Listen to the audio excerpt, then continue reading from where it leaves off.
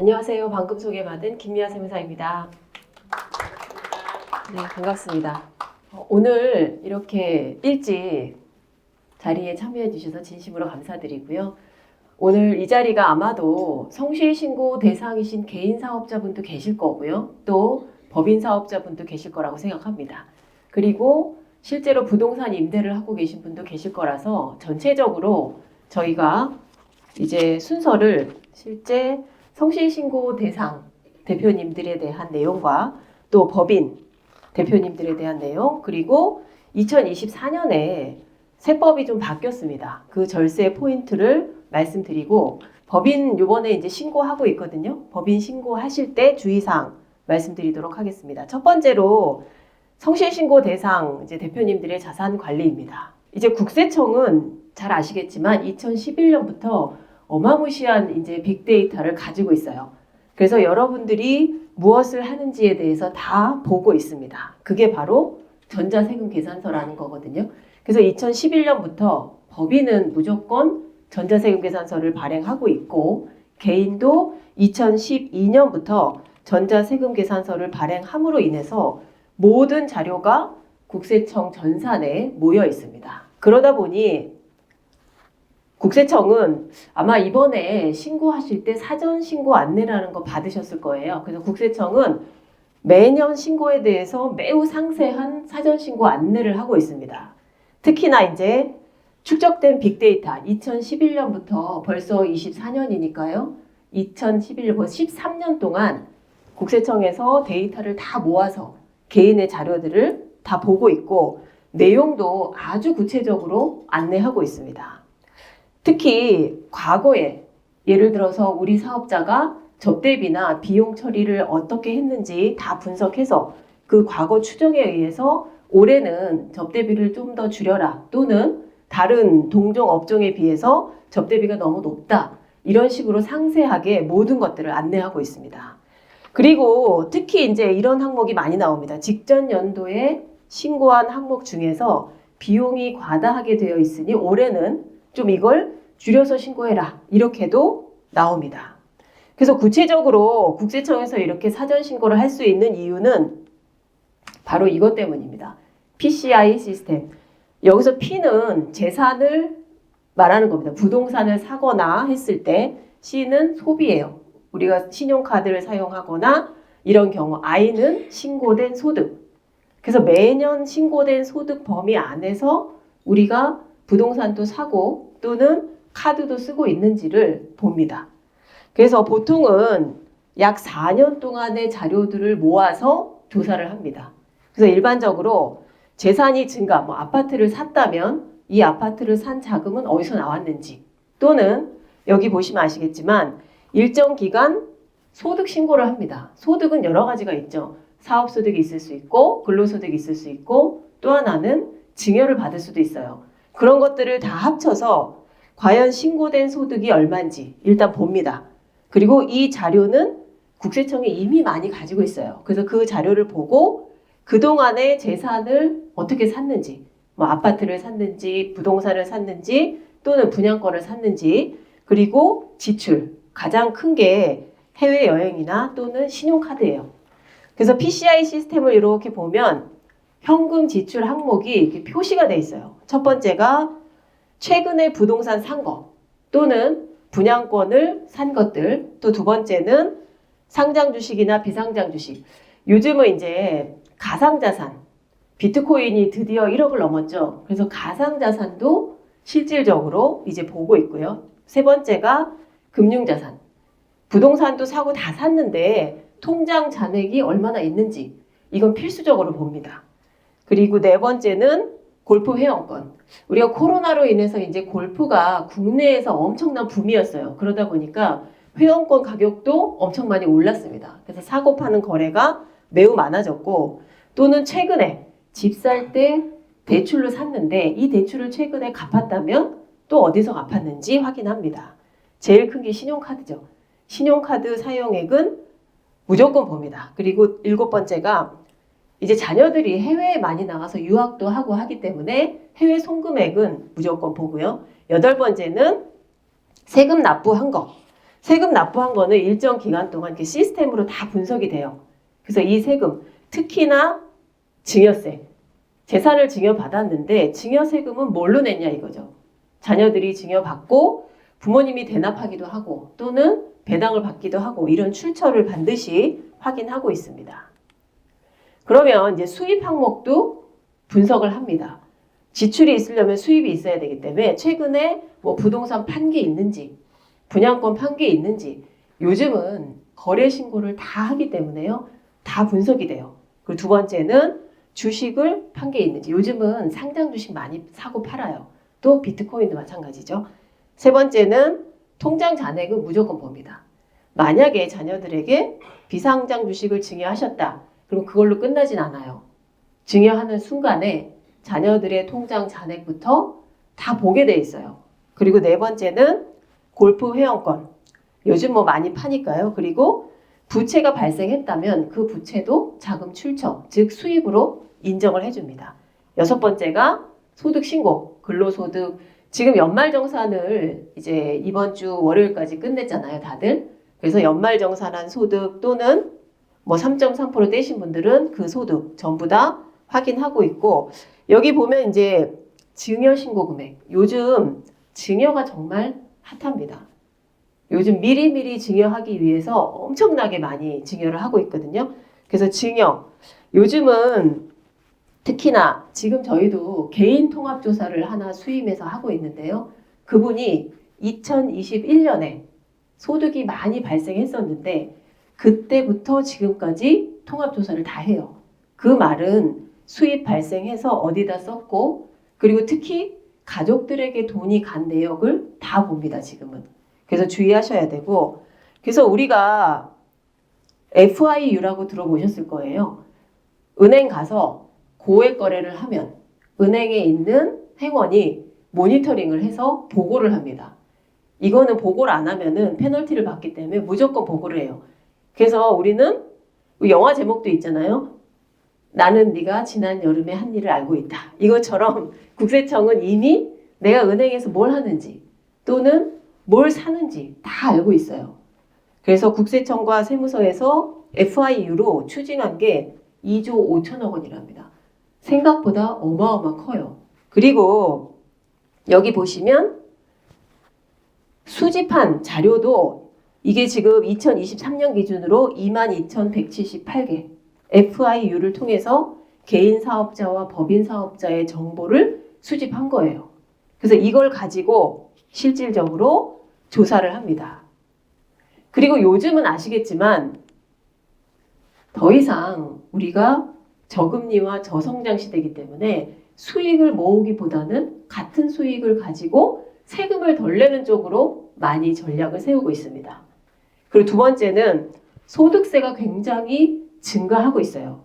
지금 소득세율은 최고 45%까지 가거든요. 주민세까지 하면 49.5%, 건강보험료까지 합치면 거의 60%에 육박해요.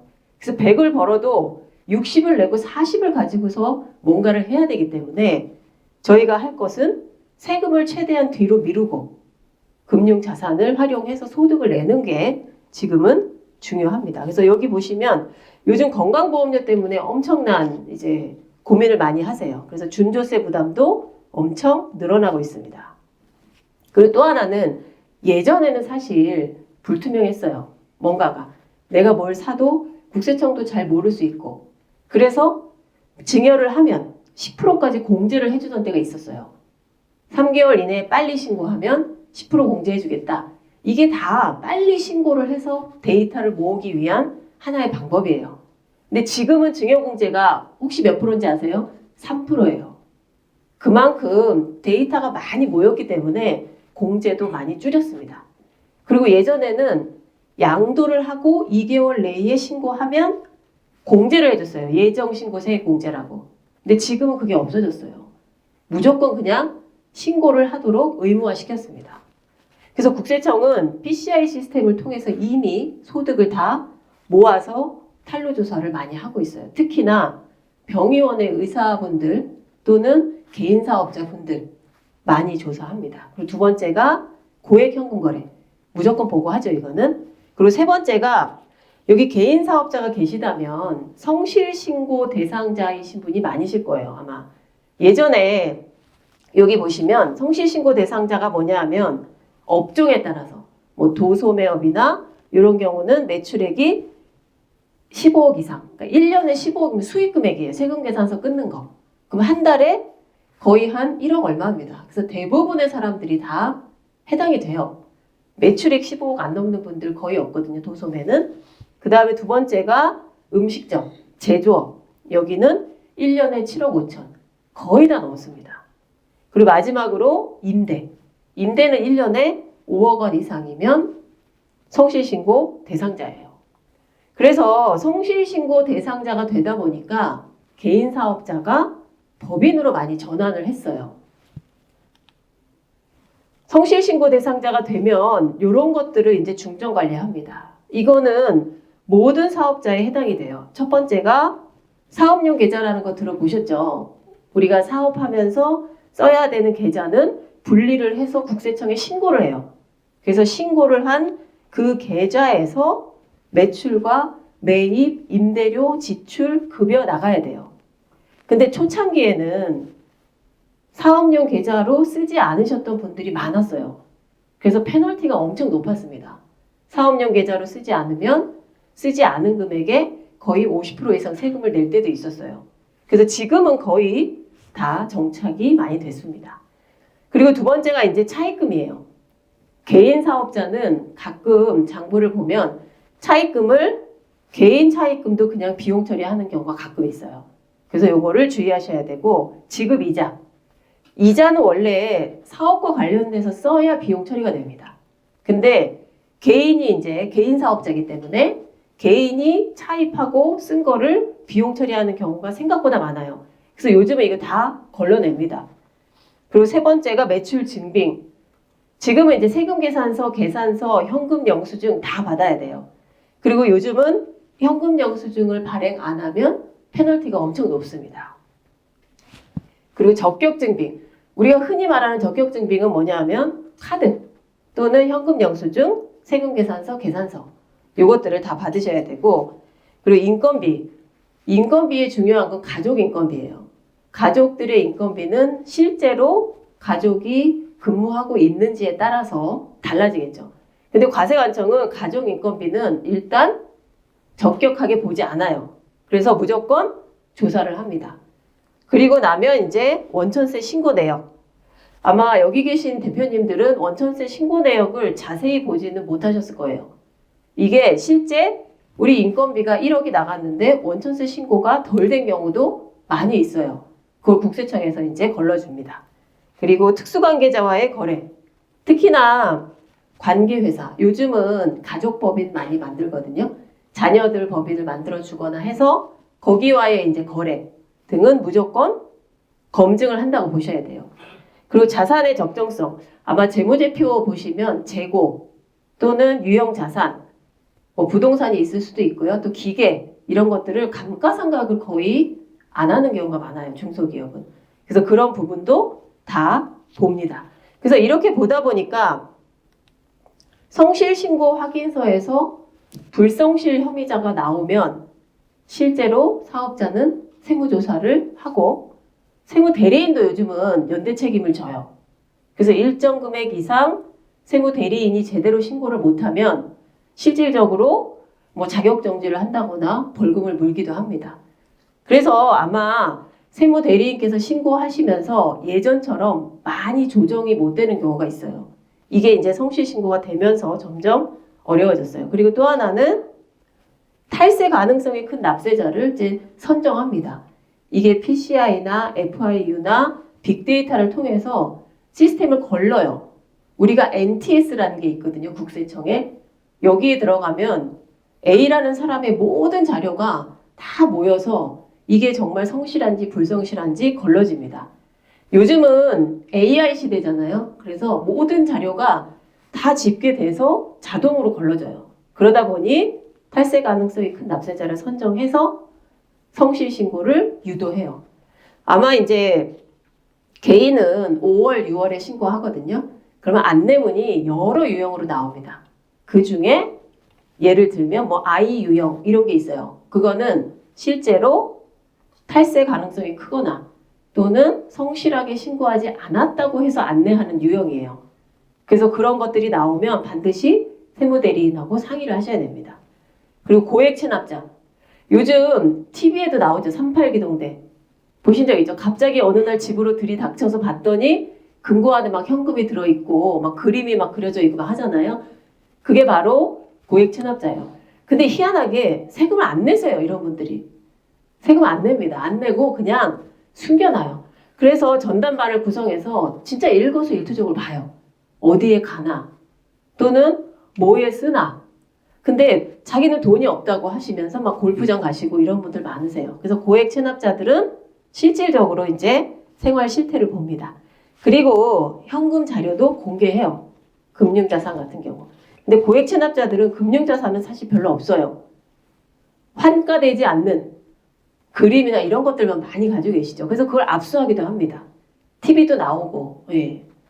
그러다 보니 개인 사업자가 더 이상 세금을 많이 내니까 법인으로 이제 전환을 시도하기 시작했어요. 이게 이제 성실신고 사업자가 2011년부터 생기니까 법인 전환을 합니다. 첫 번째가 이제 소득세 절세 때문이죠. 개인은 모든 1년간 소득을 합쳐서 최고 50%까지 세금을 내야 되기 때문에 일단 세금을 덜 내는, 그러니까 법인세는 최고 20%예요. 그래서 20% 정도만 세금을 내고 기간을 나눠서 낼 수 있기 때문에 실제로 소득세 절세를 위해서 법인 전환을 많이 했습니다. 그리고 두 번째는 개인 사업을 오래 하셨는데 대표님이 이 사업을 팔 수도 있고 또는 자녀에게 승계하려고 보니까 세금이 너무 많은 거예요. 그리고 개인 사업자는 대표이사를 마음대로 못 바꿉니다. 대표님이 하시다가 개인 사업자를 내 자녀한테 물려주고 싶은데 그냥 바꿀 수가 없어요. 근데 법인은 등기를 통해서 대표이사를 바꿀 수 있기 때문에 법인으로 많이 가요. 그리고 또 하나는 개인 사업자는 돌아가시지 않고는 우리가 흔히 말하는 가업 승계 제도를 활용할 수가 없습니다. 가업 상속만 활용할 수 있기 때문에 언제 돌아가실지도 모르고 기업 가치는 계속 올라가니까 법인 전환을 해서 사전에 주식으로 조세 혜택을 받고 많이 넘겨주세요. 우리가 가업 승계란 말 많이 들어보셨잖아요. 그렇죠? 가업 승계가 올해 많이 좋아졌어요. 그래서 120억까지 10%면 넘길 수가 있어요. 그래서 많이 활용을 합니다. 그리고 또 중요한 게 상속과 증여예요. 개인 사업자라 보니까 대표님이 모든 소득이 대표님한테 귀속돼요. 그래서 100을 벌면 50 세금 내고 그 50을 또 자녀한테 증여하다 보니까 자녀가 또 거기에 세금을 내야 되잖아요. 그래서 자녀에게 직접 소득을 줄 수 있는 방법을 찾다 보니 그게 배당. 그럼 주식을 가져야 되는데 개인 사업자는 주식이 없죠. 그래서 법인으로 전환을 많이 합니다. 그리고 또 하나는 우리 이제 뭐 삼성이나 이런데 협력 업체들이 있어요. 그러면 삼성 같은 데서 요청을 해요. 개인 사업자 말고 투명한 법인으로 가라. 이렇게 해서 하는 경우도 많이 있습니다. 그리고 거래처 관계 마찬가지고 이제 마지막으로 이제 소유와 경영.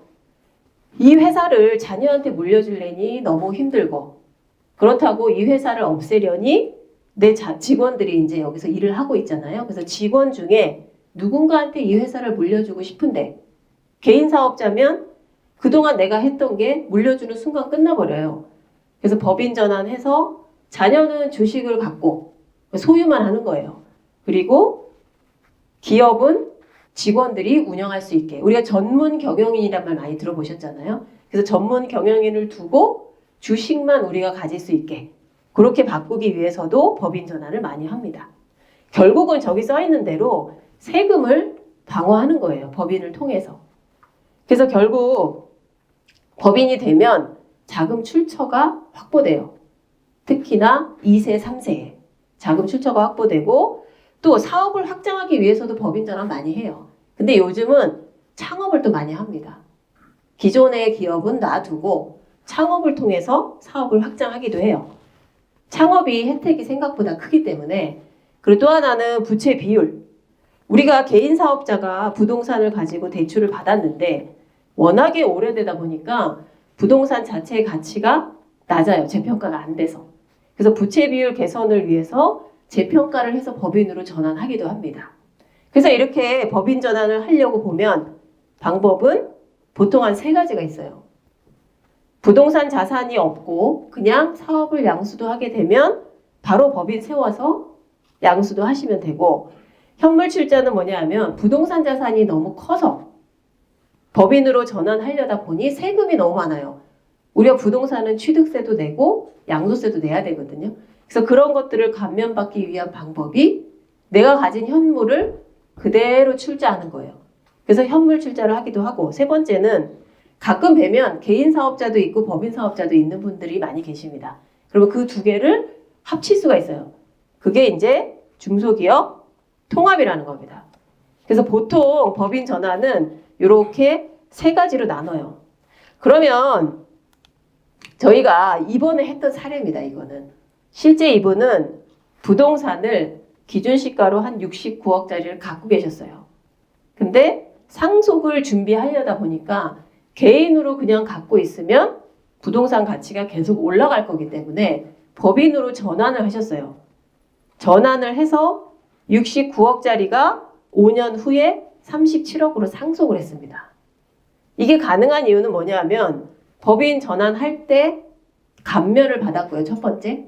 그리고 우리가 대부분 부동산 보유하고 계신 분은 취득가액이 낮아요. 워낙 오래전에 사서 지금 올라있기 때문에. 그래서 양도소득세는 2월 과세 안 냅니다. 안 내요. 법인 전환하면. 왜냐하면 내가 그냥 100% 주식을 가지고 법인으로 옷만 갈아입은 거라서 세금은 진짜 팔 때, 그때까지 유예를 해줍니다. 그러다 보니 양도세가 안 내고 넘어와요. 대신에 주식은 69억짜리죠. 69억짜리로 넘어왔는데 양도소득세가 2월 과세된 부분이 5년 지나면, 이것도 저희가 계속 요청을 한 거예요. 5년 지나면 부채로 빼줍니다. 왜냐하면 양도세는 언젠간 법인이 내야 될 세금이기 때문에. 그래서 69억에서 양도세 2월 과세 부채를 빼니까 금액이 37억으로 줄어요. 그래서 상속세가 37억에 50%, 한 16, 7억 정도? 그리고 69억으로 냈으면 거의 30억을 내야 되잖아요. 이런 절세 효과를 가지고 왔어요. 그래서 실제로 이번에 이 회장님이 돌아가셨거든요. 돌아가셔서 실질적으로 상속세를 이 정도 납부하게 됐어요.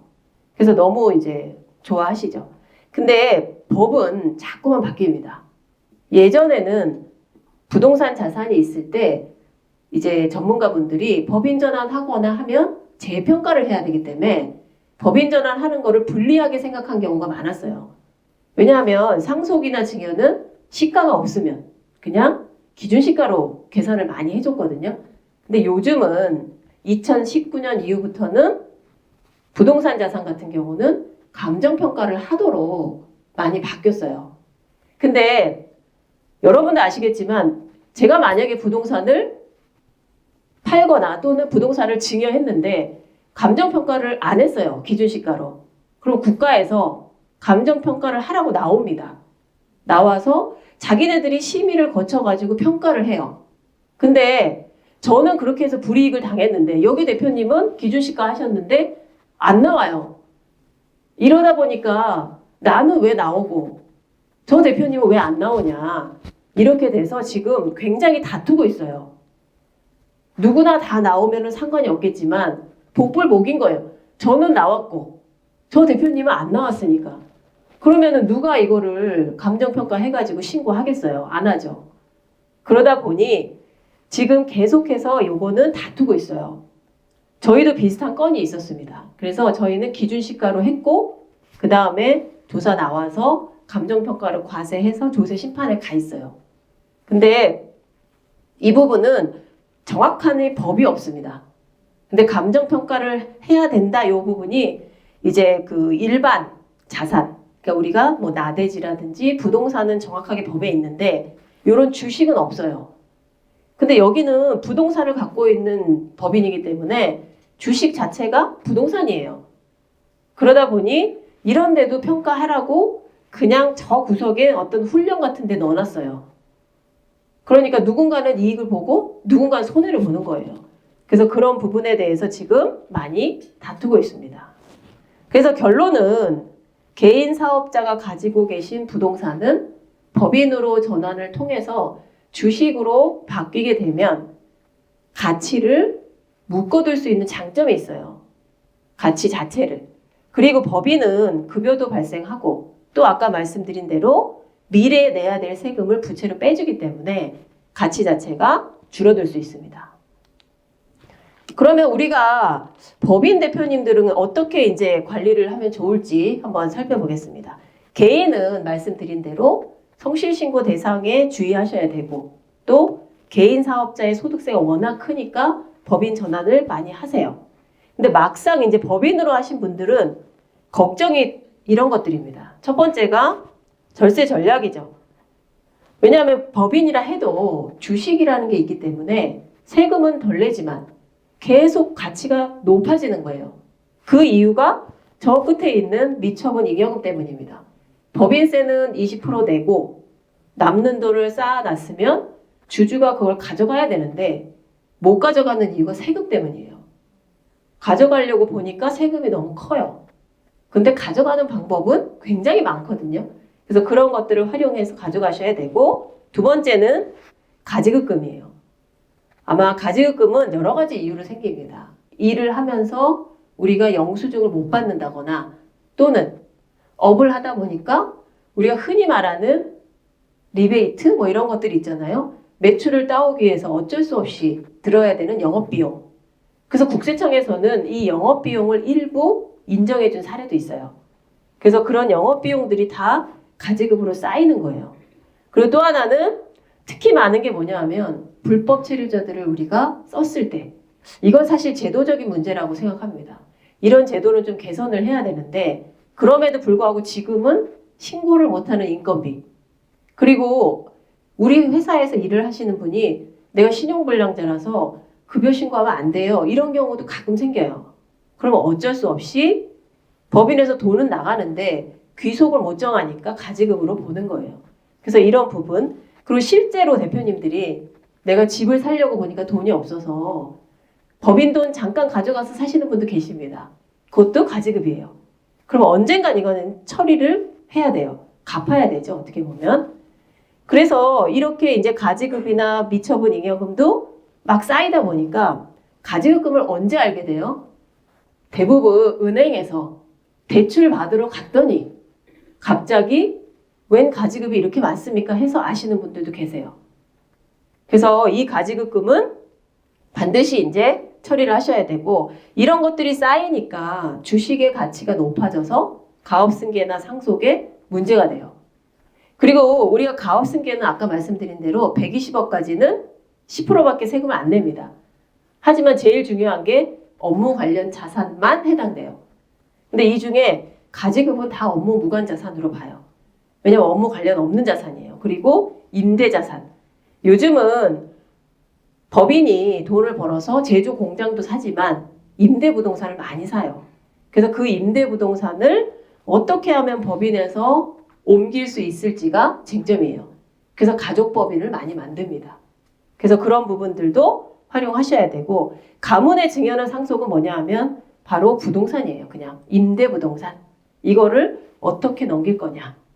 개인에게 직접 넘기는 거는 증여세도 크고 10년간 합산도 되고 더 중요한 건 뭐냐면요.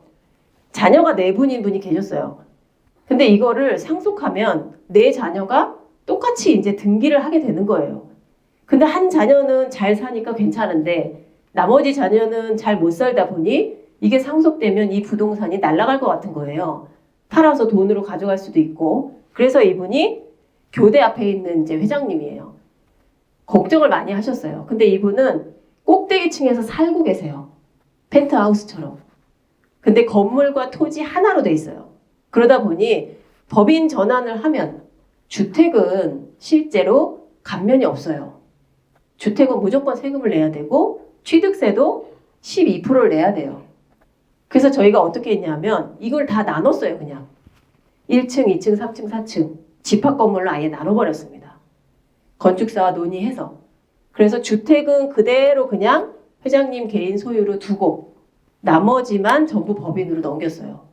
그래서 이 회장님은 우리가 부동산 자산을 팔지 못하는 가장 큰 이유는 팔고 세금 내고 나면 그 많은 부동산을 못 사요. 똑같은 위치에 똑같은 가격을 살 수가 없습니다. 그래서 팔 수가 없어요. 그러다 보니 실제로 유지하는 게 가장 중요해요.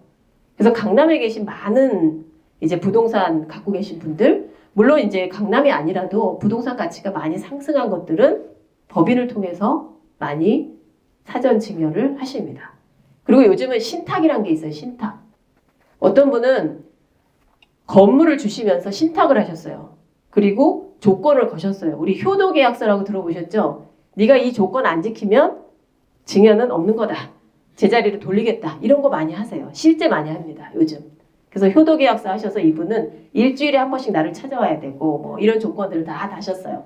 그래서 실제 동의하셨어요. 자녀들이. 근데 일주일에 한 번씩 가시는지는 모르겠어요. 예, 그래서 그런 것들도 있고, 그리고 신탁을 하면 등기부에 부모님의 명의로 이렇게 올라갑니다. 그래서 관리를 계속 하실 수 있어요. 돌아가실 때까지. 그리고 어떤 분은 내가 죽으면 내 아내가 관리할 수 있도록 신탁을 거시기도 해요. 그래서 그런 것들을 많이 활용합니다. 그러면 이제 가지급이 만약에 있다. 그러면 어떤 불이익이 있는지 한번 볼게요. 가지급이 있으면 가지급은 어떻게 보면 돈이 빠져나간 거예요. 근데 어디로 빠져나가서 비용 처리를 했는지 모르기 때문에 결론적으로는 대표이사가 가져간 걸로 보는 겁니다. 그러면 돈을 빌려갔으니까 대표이사가 이자를 줘야 돼요. 근데 그 이자율이 자그마치 4.6%예요. 예전에는 8.9%까지 간 적이 있었습니다. 근데 지금은 그나마 줄어서 4.6%예요. 그러면 그 이자를 내야 돼요. 근데 대부분 대표님들이 가지급이 있는지도 모르시고 이자 내시지도 않아요. 누가 얘기도 안 해주는 경우가 많아요. 그러면 그건 어떻게 되냐면 상여처분을 해요. 그냥. 그래서 소득세를 연말에 많이 내시라고 합니다. 또 어떤 분은 상여처분조차도 안 하고 그냥 가지급을 보태요. 올해 가지급이 10억 생겼는데 10억에 4.6%면 이자가 얼마예요? 4,600만 원인가요? 그럼 4,600만 원을 그대로 그냥 또 가지급에 더해요. 그러면 그 4,600만 원에 다시 또 4.6%의 인정이자가 생깁니다. 그래서 인정이자를 안 내고 쭉 놔두시면 한 10년 지나면 원금의 2배가 돼요. 그래서 어떤 분들이 은행에서 갑자기 그걸 아시고 아니 내가 가져간 돈이 이렇게 없는 내가 이 돈 가져갔으면 벌써 부자 됐을 거다 이렇게 말씀하시는 분 많아요. 근데 실제로 이거는 관리를 하셔야 돼요. 대표님들이. 그리고 이 가지급금은 주식 가치를 높입니다. 왜냐하면 법인의 입장에서는 빌려준 돈이기 때문에 자산이에요. 빌려 가신 분은 차입금이지만. 그럼 이 가지급금은 나중에 만약에 상속이 되면 대표이사가 갚아야 될 돈이기 때문에 채무잖아요. 그러면 채무로 공제를 하면 좋은데 공제하려고 보니까 그 돈 어디다 썼는지 밝히라는 거예요. 과세관청에서. 근데 못 밝혀요. 못 밝히기 때문에 이중고를 당하시는 거예요. 그래서 계실 때 늘 이거를 고쳐야 됩니다. 그리고 은행 가면 그 말씀 많이 하세요. 가지급이 많아서 대출하기가 어렵다. 이런 말씀 많이 하세요. 신보, 기보 마찬가지예요. 그래서 가지급금은 정리를 반드시 하셔야 돼요.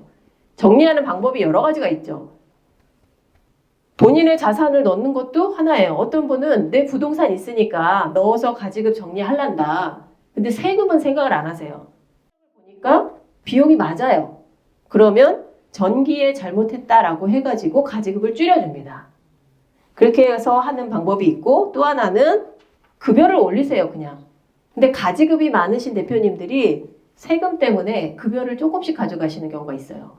그래서 급여를 적정 수준으로 올려서 가지급을 정리하시기도 하고 또 가장 많은 게 이제 배당이에요. 우리가 흔히 배당은 뭐 다음에 기회가 되면은 제가 또 말씀드리겠지만 7가지 정도 있어요. 그 7가지 배당을 활용해서 가지급을 정리합니다. 그리고 아까 말씀드린 대로 주식. 내가 가지고 있는 주식이 자산이에요. 어떻게 보면 내 자산. 그걸 회사에 팔고 정리하기도 하고요. 아마 이제 퇴직금. 저는 사실 퇴직금을 활용해서 가지급을 정리하는 거를 좋게 보진 않아요. 왜냐하면 열심히 일하셔서 남은 게 퇴직금인데 그 퇴직금마저 가지급 정리해버리면 대표님들은 가져갈 게 아무것도 없어요. 열심히 일만 하시는 거예요. 그래서 중간중간에 반드시 정리해야 돼요. 그래서 어떤 분은 퇴직금으로 정리하면 되니까 가지급 그냥 놔둬도 된다 이렇게 말씀하시지만 그 퇴직금이야말로 계속해서 일하신 최종 어떤 노후 자금이자 대가예요. 그래서 그거는 따로 잘 모아두시고 주식이나 또는 회계 오류 수정을 통해 가지고 가지급을 정리하시기를 저는 이제 추천드립니다. 그래도 해도 안 되면 어쩔 수 없겠죠. 물론 이제 퇴직금으로 하시는 경우는 어떤 경우냐면 중간에 본인의 자산 마련을 위해서 돈을 가져가셨으면 퇴직금으로 정리해도 무방해요. 그거는. 왜냐면 미리 갖고 가셨으니까. 근데 그렇지 않은 경우가 많아요. 대표님들이 실제 가지급을 돈 가져가서 개인 자산 늘리는 경우는 저는 사실 열에 한두 번도 못 뺐어요. 다 일을 하시다 보니까 생기는 거지 굳이 개인 자산을 늘리진 않으세요. 그리고 이제 또 하나가 잉여금이에요. 이거의 가장 큰 문제는 뭐냐 하면 재무제표를 다 보셨을 테니까 미처분 잉여금이 30억 쌓여 있는데 돈이 없어요. 실질적으로.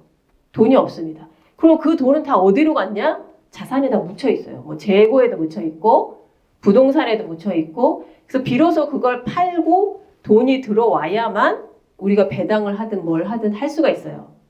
근데 이 잉여금은 쌓여 있으면 쌓여 있을수록 우리 자산 가치를 올려요. 50억이 있으면 50억만큼 주식 가치가 평가되는 거예요. 주식 가치가 평가돼서 팔리면야 좋겠지만 결국은 세금으로 돌아옵니다. 그래서 이게 중요하고 두 번째 의제 배당은 뭐냐 하면 회사를 정리하거나 또는 돈이 없어가지고 회사를 청산할 때 돈은 하나도 없는데 잉여금은 쌓여 있는 거예요. 그러다 보니 세금만 내요. 돈은 없는데 세금만 가져갑니다. 회사, 국가에서. 그래서 폐업만 하고 법인을 없애지 못하고 계시는 분들이 많아요. 근데 그 이유는 딱 두 가지. 하나는 가지급이 너무 많아서 법인을 못 없애요. 근데 사업은 더 이상 안 하니까 폐업을 하거나 가만히 있으면 직권 폐업이 돼요. 사업을 안 하는 회사이기 때문에. 그리고 두 번째는 이 잉여금이 너무 많아서 못 없애는 거예요. 없애면 50% 세금을 내야 돼요. 그래서 못 없앱니다. 근데 나라는 어떻게 생각하냐면 가지급이 있고 잉여금이 있는데 폐업만 하고 계속 그냥 둔 회사들에 대해서 어떻게 할 건지 고민을 하고 있어요. 그래서 실제로 어떤 회사는 폐업만 하고 놔뒀더니 가지급이 있어서 대표이사한테 상해처분으로 과세가 됐어요.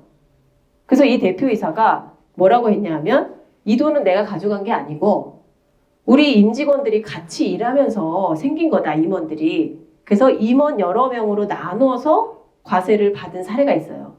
한 사람이 내는 것보다는 나눠서 내는 게 낫죠. 그리고 실제 이게 내가 가져간 게 아니고 사업하다가 비용 처리 못한 것들 그리고 영업비로 쓴 것들 이런 것들을 입증해서 실제로 인정받았어요. 조세 심판에서. 그리고 현금이 없어요. 잉여금이 쌓여있지만. 그래서 문제가 되는 겁니다. 그리고 배당은 우리가 보통 일정 금액을 넘어가면 종합소득세 합산이 돼버려요. 그러다 보니 세금이 너무 커서 내가 정리를 하고 싶어도 못하는 거예요. 돈이 있어도 배당을 못 받아요. 그래서 이런 문제들이 생깁니다. 그래서 우리는 절세하면서 배당을 받을 수 있는 방법들을 이제 고민하게 돼요. 그게 한 4가지 정도가 있죠. 배당의 종류는 굉장히 많습니다. 그 중에 하나가 이제 이익 소각이라는 거 많이 들어보셨을 거예요. 이익으로 소각을 하는 거예요. 그리고 두 번째는 자기주식 취득. 이제 상법이 2011년, 12년 들어오면서 완전히 개정돼서 비상장 기업도 회사의 주식을 자유롭게 팔 수 있게 바뀌었어요. 그러다 보니 자기 주식을 취득해서 갑니다. 대신에 이제 자기 주식은 파는 거라서 그냥 양도세만 내면 끝나요. 건강보험료도 없고 아무것도 없어요. 그 다음에 배당. 여기 종류배당이라고 써 있잖아요. 초과배당. 예전에는 자녀나 손자녀가 한 주만 있어도 초과배당을 받았었어요. 증여세 안 내고. 근데 지금은 증여세를 내기 때문에 초과배당 받기가 어려워요. 그래서 요즘은 어떤 걸 쓰냐 하면 법인을 활용합니다. 자녀가 주주인 법인이 우리 회사의 주주가 돼서 초과 배당을 받을 수 있도록 그런 것들을 활용해요. 그리고 중간 배당. 배당은 1년에 2번 받을 수 있어요. 정기 배당 1번, 중간 배당 1번. 그리고 감액 배당이라는 게 있어요. 감액 배당은 뒤에 잠깐 설명드릴 건데요. 감액 배당은 뭐냐 하면 세금이 없는 배당이에요. 한마디로 말해서. 세금이 없는 배당. 저희가 40억 정도 이제 감액 배당한 사례가 있거든요. 그래서 그렇게 할 수 있고, 유상 감자. 주식 가치가 굉장히 높아요, 여기는. 그래서 출자 전환이라는 거를 해요. 그 말은 뭐냐면 한 주당 가치가 10,000원인데 원래는 액면이 평가를 해봤더니 100만 원인 거예요. 그러면 CEO가 40억을 넣어도 한 주당 100만 원에 발행을 하면 몇 주 안 올라가요. 그리고 나면 발행가액이 액면을 초과하는 금액이 생깁니다. 그게 자본잉여금이에요. 법인의 돈이죠. 그래서 그 돈으로 감액 배당을 하면 자녀 2명이 10억씩 현금이 생겼어요. 대신에 본인 돈이죠. 본인 돈. 내가 주주로서 받은 거예요. 대신 세금은 없어요. 그래서 이런 거를 많이 활용합니다. 근데 이렇게 활용하다 보니까 법이 바뀌어서 법인은 이제 감액 배당을 못 쓰게 바뀌었어요. 근데 개인은 여전히 바뀔 수가 없어요. 법이. 그래서 개인은 활용을 합니다. 그래서 감액 배당 이제 용어만 알아두시면 좋을 것 같아요. 그래서 감액 배당은 세금이 없이 받을 수 있는 배당이다. 이렇게 생각하시면 제일 좋아요. 제가 이제 개인과 법인을 굉장히 빨리 이제 달려온 것 같아요. 좀 도움이 되셨나요? 어떠세요? 네, 괜찮으신가요? 예. 좀 정리를 해보면 개인은 결과적으로 나한테 모든 재산이 쏠려요. 그러다 보니 실질적으로 반 이상 세금을 내고 남는 걸로 증여나 상속을 해야 돼요. 그래서 예전에 지금 어떻게 보면 이제 주택이 어마무시하게 올라갔잖아요. 그쵸? 문정부 때. 그래서 실제 지금은 상속이 일어나면 아파트 한 채만 갖고 계셔도 막 30억이 넘어요. 예전 같지 않고. 그래서 무조건 50% 세금을 내야 돼요. 그러다 보니 주택도 정말 많이 사전 증여를 했어요. 그리고 성수동에 이제 트리마제 아파트 아시죠? 그 트리마제 아파트를 가지고 계신 분은 법인으로까지 전환을 하셨어요. 근데 아파트를 법인으로 전환하니까 그 당시에는 혜택이 있었습니다. 취득세도 감면받고 양도세도 2월과세 받고. 그래서 주택을 가지신 분들이 법인으로 막 전환하니까 국가에서 이제 그걸 막았죠. 그리고 국가에서 한때 개인 사업자는 부동산 임대소득 등록하라고 막 난리하던 적이 있었어요. 우리는 어떤 혜택을 준다고 생각했지만 국가는 숨어있는 세원을 발굴하기 위해서 한 거죠. 어떻게 보면. 그래서 지금은 완전히 투명해졌죠. 이제. 투명해졌고 그러다 보니 1세대 2주택 가지고 계셨던 다주택자들, 3주택 이상인 분들이 법인으로 아파트를 넣어서 임대를 하고 혜택을 봤어요. 그러니까 보실 분은 다 보고 실제 이제 아파트 한 채 갖고 있었던 분, 그런 분들이 너무 가치가 올라버려서 팔아도 1세대 1주택에서 별로 혜택을 못 받아요. 12억 정도까지 밖에는 지금 못 받기 때문에 그럼 나머지 세금 내야 돼요. 그러다 보니 국가가 거주기간과 보유기간을 합쳐서 장기 보유를 80%까지 빼줬어요. 그러니까 이렇게 모든 흐름이 이렇게 바뀌고 있어요. 그만큼 모든 정보를 다 국가가 갖고 있다는 뜻이에요. 그래서 이제 사업자분들은 주식 이동을 하시거나 뭘 하실 때는 반드시 전문가랑 하셔야 돼요. 주식 이동하는 순간에 국가가 다 봅니다, 실제로. 그래서 법인으로 많이 가시고 부동산을 갖고 계신 분들이 법인 전환을 진짜 많이 했어요. 그러다 보니 지금은 취득세 감면이 안 돼요. 임대사업자는. 대신 양도세는 2월과세 됩니다. 그래서 취득세 때문에 법인 전환을 못 하시는 분들이 가끔 계세요. 근데 취득세는 상속하든 증여하든 무조건 나와요. 한 번은 내야 됩니다. 무조건. 그래서 중과만 안 된다면 법인 전환 하셔서 주식으로 이동하는 것도 굉장히 좋은 방법 중에 하나예요.